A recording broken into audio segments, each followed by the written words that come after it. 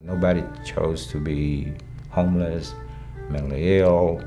I don't think it's a choice. I have what they call schizophrenia, and schizophrenia is when you hear voices, and also there's a trouble with telling the difference between what's real and what's not real in your head. I never thought I'd be homeless. My last apartment in New York was the 44th floor overlooking Central Park West.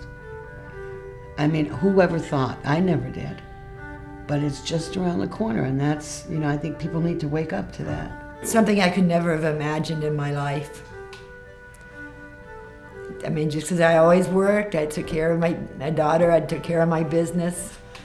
And so never in 1,000 years did I think I would be.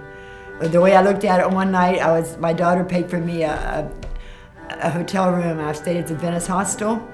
And I was up on the top floor, and it was like that night I'm there, but next day I'm back out there.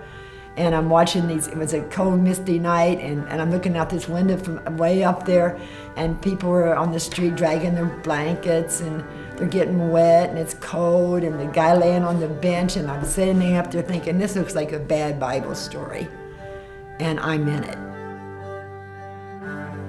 There's people out there with PhDs, and I mean, from every walk of life. Like most of America, what they say, most of America is 1 or 2 paychecks away from homelessness. Some health thing comes down or something, and can just totally wipe you out. Hotels just wipe you out. If you're making 80 bucks a day and spending 60 on a hotel, well, transpo, food, okay, it's gonna eat up the rest of it. You're broke again, you gotta do it again tomorrow. It's depressing to be out there. It's depressing, and once you learn to live with that depression, you're hooked out there. You think that you deserve to be there, and you can't think any better. You think that you're not worthy of anything. I just think that there's a lot of people that need to understand that this is not something that, it's not, most of us don't, it's not self-inflicted. Sometimes it's a situation, a circumstance, it's a missed paycheck, or, rent doesn't get paid, and with that foreclosures going on, there's more people that are willing to pay more rent, so they'll bounce you out a lot faster than they would before. And then, our society is in a pretty tough dilemma financially, and I think there's a lot of people that aren't aware just how close it is to home. I knew that this drug and alcohol thing was a problem.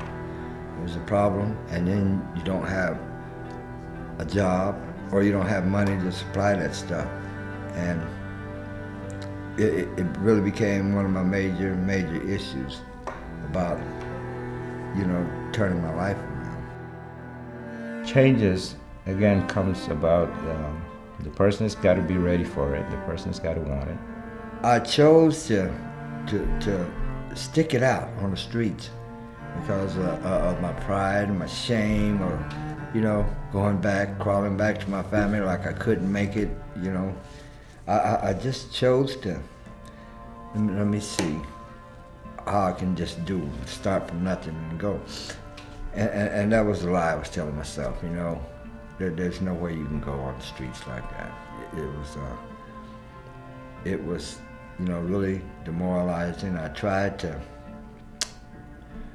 to hide my homelessness, but, after 4 or 5 months, I gave that up. I needed to really start thinking about, where am I going? It took a whole lot for this building to be here because of the stigma. People saying, well, we're Santa Monica, and we don't want a tsunami of people coming from LA to live here if we make it good.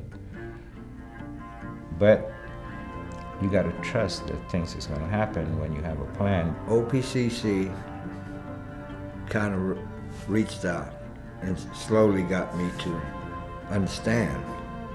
And they got me therapy with psychiatrists, and my drug and alcohol addiction somehow just left me. And from that point on, I haven't even thought much about it. I mean, it was like a miracle. Today, I don't drink, I don't drug, and it's going on 2 years.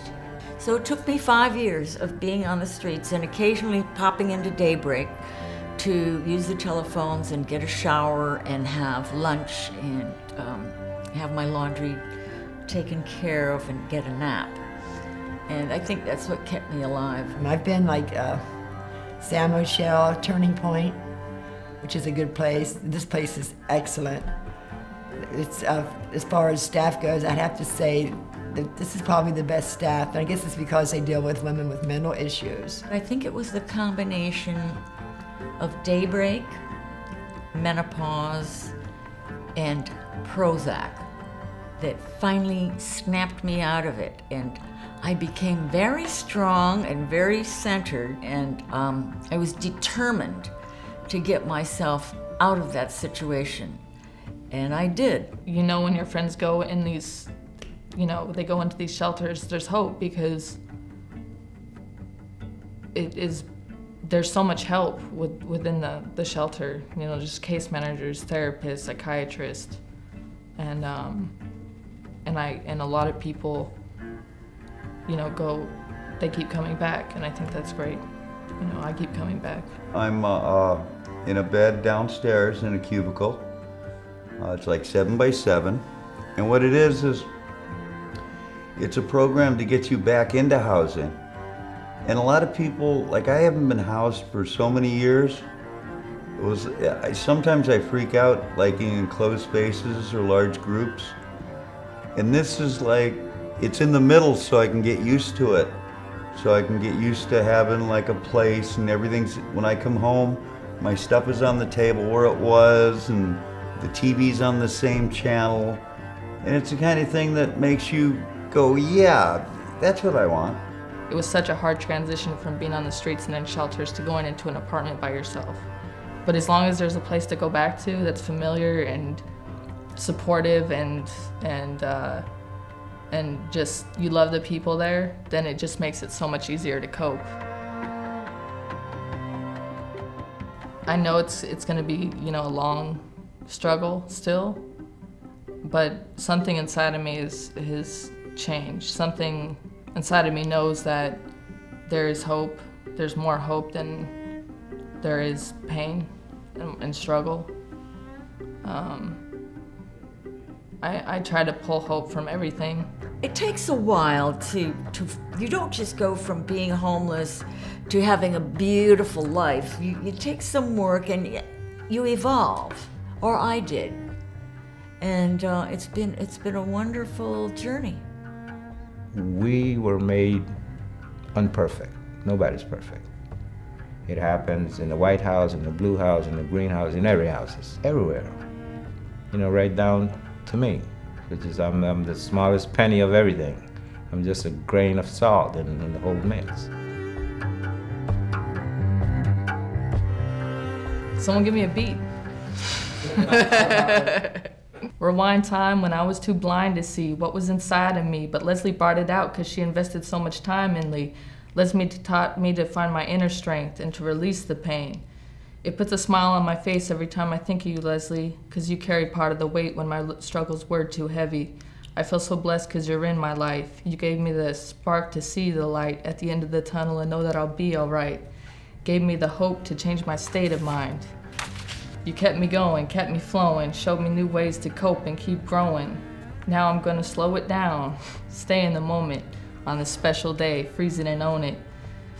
And because of you, we're all gonna keep going. We all love you and just want you to know it.